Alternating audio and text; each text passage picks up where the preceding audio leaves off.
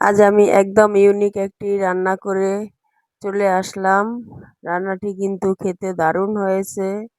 মাছের ডিম, রুই মাছের ডিম, অনেক বড় বড় রুই মাছ, ওগুলার ডিম। ডিমগুলোকে অনেক সুন্দর করে নতুন নিয়মে রান্না করেছি। সবাই কেমন আছেন? আসসালামু আলাইকুম। আমি তানজুম কুকিং রান্না করতে চলে আসলাম রান্নাঘরে। প্রথম চুলায় একটি হাঁড়ি বসিয়ে পরিমাণ মতো পানি দিয়ে চুলাটাকে জ্বালিয়ে দিয়েছি। পানিটা বলক চলে আসার অপেক্ষায়। পানিটা বলক চলে আসছে, এবার দিয়ে দিব ডিমগুলো। এগুলো মাছের ডিম, রুই মাছের ডিম। এখানে কিন্তু হাফ কেজি ডিম আছে। আমি কিন্তু সবগুলোকেই রান্না করে নিব। এবার ডিমগুলো দিয়ে দিব ভালো করে সিদ্ধ হওয়ার জন্য। সাথে দিব হালকা পরিমাণে একটু লবণ আর দিব একটু তেল।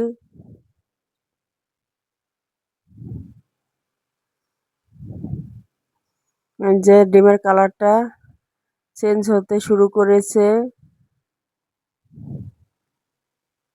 আপনারা কিন্তু এভাবে নতুন নিয়মে বাসায় মাছের ডিমগুলোকে কিন্তু রান্না করে খেয়ে দেখতে পারেন। খেতে অনেকটাই টেস্ট হয়েছে।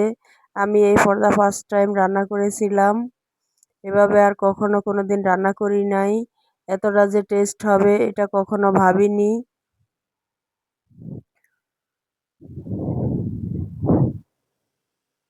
এবার এটাকে অনেক ভালো করে বলক দিয়ে নিব, যাতে ডিমটা একেবারে ভালো করে সিদ্ধ হয়ে যায়।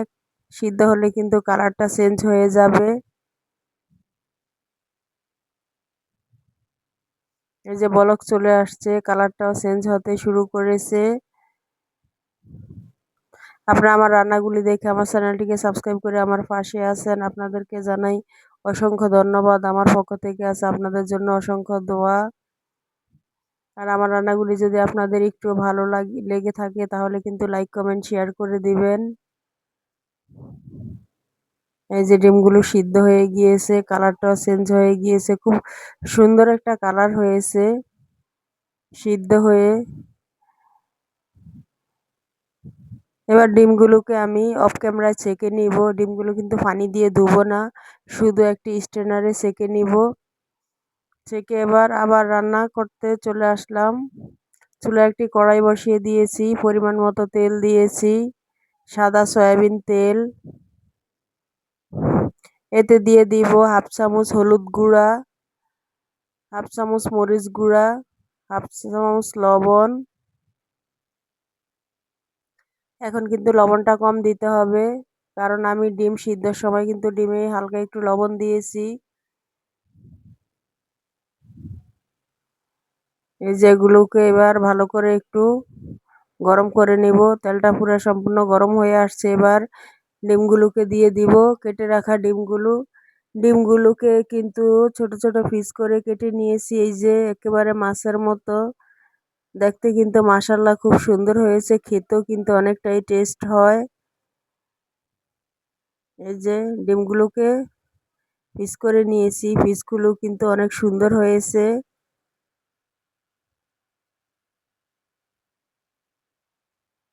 এবার এগুলোকে কিছুক্ষণ নাড়াচাড়া দিয়ে ভেজে নিব। বেশি কিন্তু ভাজা যাবে না, এতে কিন্তু ডিম শক্ত হয়ে যাবে। ডিম শক্ত হয়ে গেলে কিন্তু খাওয়ার টেস্ট থাকে না, খেতে একটুও ভালো লাগবে না, ডিমের একেবারে স্বাদটাই চলে যাবে। তাই এগুলোকে অল্প কিছুক্ষণই ভেজে নিতে হবে।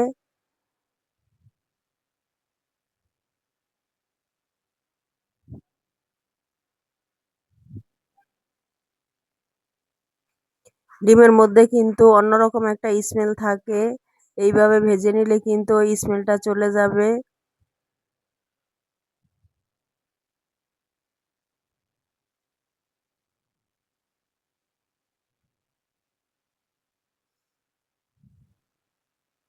অনেক সুন্দর হয়েছে।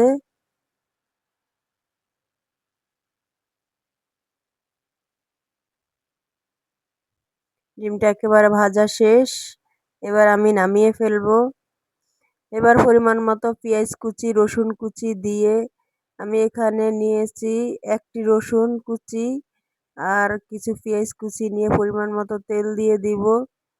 যে যেরকম পেঁয়াজ খেতে পছন্দ করেন ঠিক ওরকমই দিবেন। আমি একটু বেশি পেঁয়াজ খেতে পছন্দ করি, তাই একটু পেঁয়াজটা বেশি দিয়ে থাকি। আর একটা রসুনকে কুচি কুচি করে কেটে দিয়েছি। এবার দিয়ে দিব কাঁচামরিচ, ৮-১০টা কাঁচামরিচকে ২ পিস করে দিয়ে দিয়েছি।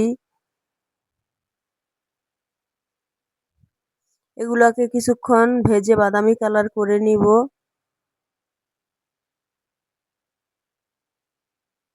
এভাবে আপনারা বাসায় ডিমটাকে রান্না করে খেয়ে দেখেন খেতে কতটা টেস্ট হয়। এখানে দিয়ে দিব 1/2 টেবিল চামচ মরিচ গুঁড়া, 1/2 টেবিল চামচ হলুদ গুঁড়া, সামান্য পরিমাণে লবণ দিয়ে মশলাগুলো ভালো করে কিছুক্ষণ কষিয়ে নিব। আর দিয়ে দিব 1/2 টেবিল চামচ আদা বাটা।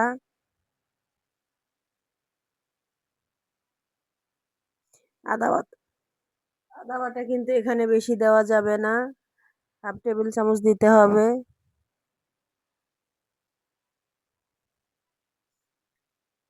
কারণ মাছে এবং মাছের ডিমে আদা বাটাটা বেশি দিলে কিন্তু গন্ধ থাকে। এবার দিয়ে দিব আমি এখানে জিরার গুঁড়া, অন্য কোনো মশলা অ্যাড করব না, শুধুমাত্র জিরার গুঁড়াটাই একটু বেশি করে দিব, 2 টেবিল চামচ। যে কোনো ভাজিতে কিন্তু জিরার গুঁড়াটা দিলে খেতে অনেকটাই টেস্ট হয়, তাই জিরার গুঁড়াটা একটু বেশি দিয়েছি। আপনারা চাইলে পরিমাণ মতো দিতে পারেন। এবার দিয়ে দিব 1 কাপ পরিমাণ পানি, যাতে মশলাটা ভালো করে সিদ্ধ হয়ে মশলার স্মেলটা চলে আসে।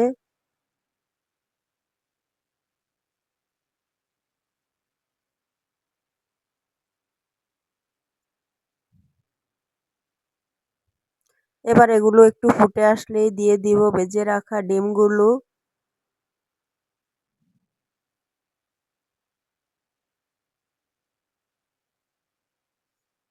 যে ফুটে আসছে, এবার ভেজে রাখা ডিমগুলো দিয়ে কিছুক্ষণ নাড়াচাড়া দিয়ে দিব।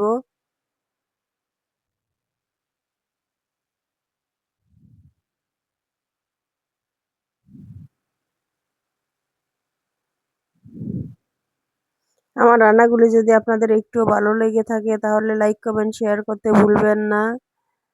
আর বাসায় রান্না করে খেয়ে কমেন্ট করে বলবেন খেতে কেমন হয়েছে।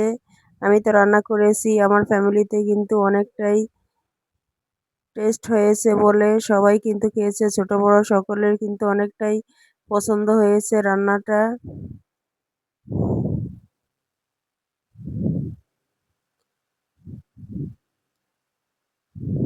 আমার রান্নাটি ছিল আজ এই পর্যন্ত।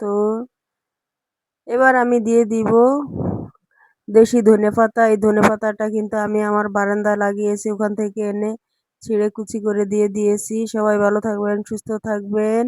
আল্লাহ হাফেজ, আসসালামু আলাইকুম।